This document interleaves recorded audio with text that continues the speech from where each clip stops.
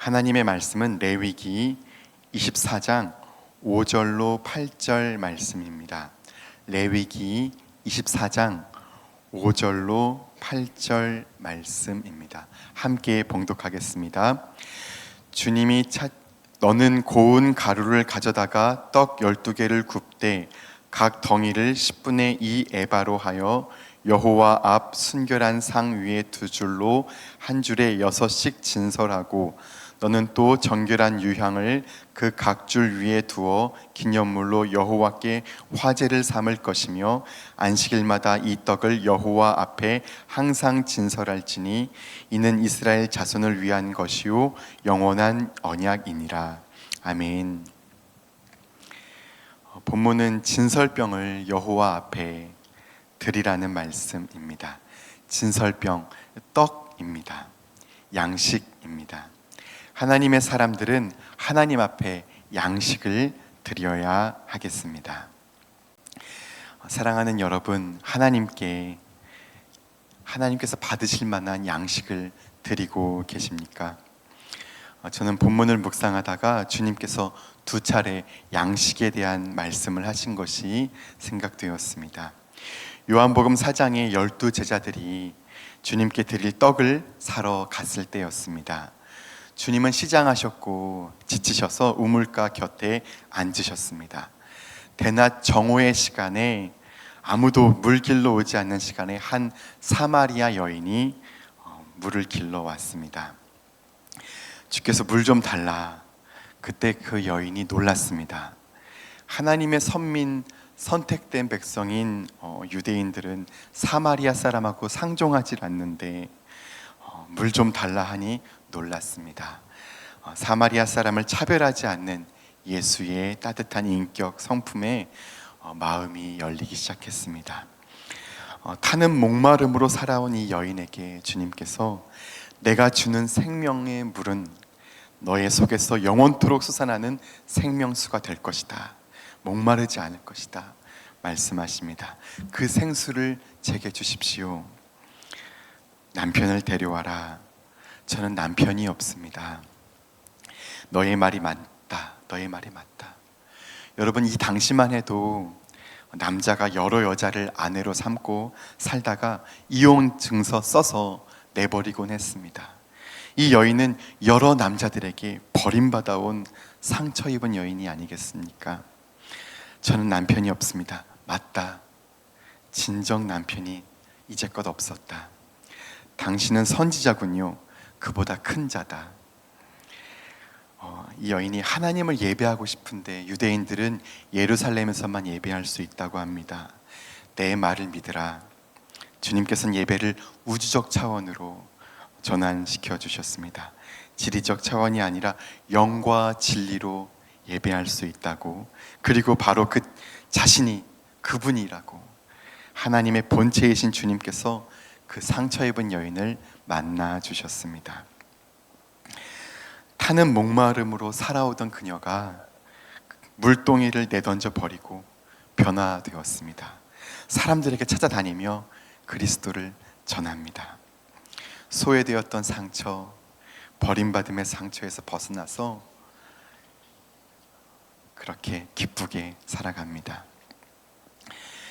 제자들이 그때 왔습니다. 주님, 떡 사왔습니다. 떡 좀 드세요. 나는 배부르다. 누가 주님께 양식을 가져다 드렸나? 나에게는 너희가 알지 못하는 양식이 있다. 나의 양식은 하나님 아버지의 뜻을 행하는 것이다. 아버지의 뜻을 이루는 것, 이것이 나의 배부름이고 나의 양식이다 말씀하셨습니다. 두 번째 말씀이 생각났습니다. 예수님께서 예루살렘에 이르러 성전에 들어가서 그 모든 것을 둘러보시고 12제자를 데리시고 베다니로 가셨습니다. 이튿날 그들이 베다니에서 나왔을 때 예수께서 시장하신지라. 예수님께서 배고프셨습니다. 무화과나무를 보시고 가서 본즉 잎사귀 외에 아무것도 없더라. 이는 무화과의 때가 아님이라. 무화과가 열릴 때가 아닌데 무화과 열매를 구하셨고 열매가 없다고 주님이 무화과 나무를 심판하셨습니다. 이제 더는 참을 수 없다. 너는 영원히 열매를 맺지 못할 것이다. 구약 성경에서 무화과 나무는 이스라엘 공동체, 특별히 예루살렘 성전을 의미해 왔습니다. 주님은 어제 예루살렘 성전에서 실망했듯이 무화과 나무에 실망하시고 무화과 나무를 심판했듯이 곧바로 예루살렘 성전에 가서 심판하십니다. 누가복음 14장에 주께서 예루살렘 성전을 보시며 우셨습니다. 원어에 의하면 처절하게 몸을 떨며 우셨습니다. 예루살렘에 들어가니라 예수께서 성전에 들어가사 성전 안에서 매매하는 자들을 내쫓으시며 돈 바꾸는 자들의 상과 비둘기 파는 자의 의자를 둘러 엎으시며. 예루살렘 성전은 몇 구역으로 나뉘어 있었습니다. 대제사장이 예배하는 구역, 제사장들이 예배하는 구역은 아주 성결했습니다. 그분들이 누구입니까? 예배에 목숨을 건 분들입니다. 자신들이 예배하는 공간은 하나님 말씀대로 성결했습니다. 말씀을 그대로 지켰습니다. 주석가 대부분이 말하듯이 이 매매하고 환전하던 것은 이방인의 뜰입니다. 여기에선 누가 예배합니까? 이방인들, 어떤 병자들이나 멸시받는 그 누구나, 장녀든 어떤 사회적 약자든 거기서 예배할 수 있는 공간입니다. 그런데 하나님의 성전이 그런 사람들을 위하지를 않는 것입니다. 그런 사람들을 위해 성전이 존재하지 않는 것입니다. 그들의 자리에 돈을 사랑함이 있었습니다. 하나님의 사람들이 돈을 추구하고 있었습니다.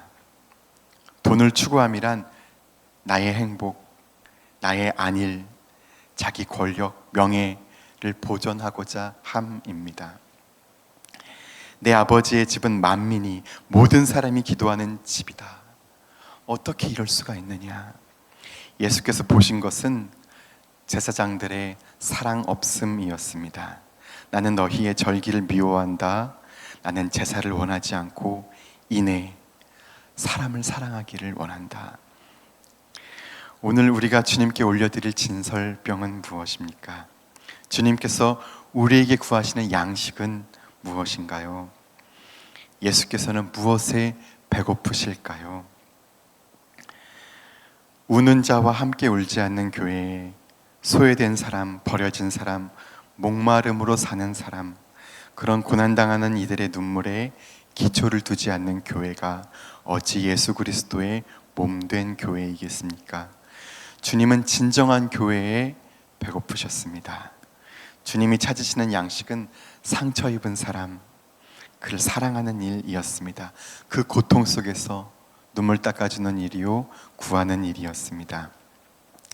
내일을 두려워하는 소녀, 소년 가장의 고통, 든든한 아버지, 따뜻한 어머니가 없는 아이들의 슬픔, 조선 가정 아이, 할머니와 살면서 왠지 모를 허전함, 그런 외로움을 느끼는 아이의 고통, 병원비 없는 이의 아픔, 내일로 가는 문턱에서 두려워 떨고 있는 이들의 모든 지극히 작은 자들의 눈물, 소외된 사람의 고통, 그 고통이 이 세계의 중심입니다. 그 고통이 이 세계의 중심인 이유는 하나님의 눈길이 그 고통에 머물고 있기 때문입니다. 예수님은 소외된 사람의 고통에 못 박혀 사셨습니다. 목자 없는 양 같은 자들의 눈물에 못 박혀 사셨습니다. 십자가 지기 전부터 못 박혀 사셨습니다.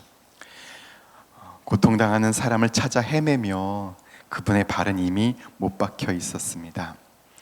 예수는 사랑에 못 박혀 사신 분입니다. 우리는 무엇에 못 박혀 살고 있습니까? 내 안전입니까? 내 성공입니까? 내 안일입니까? 내 명예입니까? 내 안락한 가정입니까?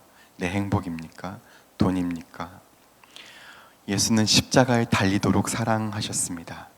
우린 지금 무엇을 하고 있을까요? 우리는 이 땅의 그리스도의 몸입니다. 우리는 진짜 교회가 되려는 사람들, 말씀 삶 공동체입니다. 예수님을 온몸으로 살려고 하는 사람들. 우리가 그들을 찾아가지 않는다면, 우리에게 그들의 자리가 있지 않다면, 우리가 사랑하지 않는다면, 우리가 너무 자신을 사랑한다면 이 세상에 희망이 없습니다. 우리가 그리스도의 몸입니다. 우리는 돈에 종속되어 사는 노예가 아닙니다. 성령이 오신 이후로 우리가 주님의 성전입니다. 우리가 주님의 교회입니다. 우리 안에 그들의 자리가 있습니까? 아니면 그들의 자리에 우리도 제사장들처럼 돈이나 자기 보존, 자기 권력, 자기 명예가 있습니까? 주님께 드릴 양식이 있기를 바랍니다. 주님을 배부르게 하고 주님을 기쁘시게 하는 양식, 그 양식을 주님께 드릴 수 있는 우리가 되기를 희망합니다. 기도하겠습니다. 주님께서 구하시는 양식, 진설병을 드리길 원합니다. 주님 가신 그 길을 기꺼이 따라 나서기를 바랍니다. 사랑이 아니고선 갈 수 없는 길, 자기를 사랑해선 갈 수 없는 길, 지극히 작은 자들의 손을 잡아주는 길, 그 길을 우리가 가길 원합니다.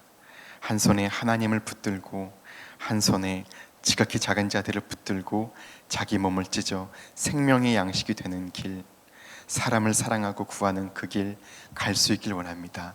예수 그리스도처럼 살기를 원합니다. 하나님의 기쁨이 되고 하나님의 배부름이 되고 하나님의 만족이 되는 교회가 되기를 소원합니다.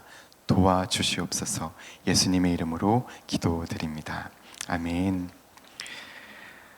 이 시간 다음과 같은 기도의 제목으로 기도드리겠습니다. 지금 들은 말씀이 내 삶으로 이어지게 하옵소서. 동네 세매줄 성경 묵상과 소그룹 모임을 통해 하나님의 깊은 은혜를 경험하는 말씀 삶 공동체가 되게 하옵소서. 우리 교회의 다음 세대들을 축복하시고 교회 안에서 사랑받으며 자라는 아이들이 되게 하옵소서. 몸과 마음이 아픈 이들, 믿음이 연약하여 흔들리는 이들을 붙잡아 주셔서 주님의 은혜와 사랑을 늘 경험하고 감사하며 살게 하소서. 전쟁으로 수많은 사람들이 희생되었고 증오와 반폭력의 악순환이 심화되고 있습니다.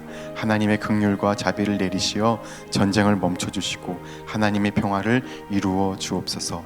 공동 기도문의 기도 제목과 각자의 기도 제목을 따라 기도하시다가 삶의 자리로 나아가시겠습니다.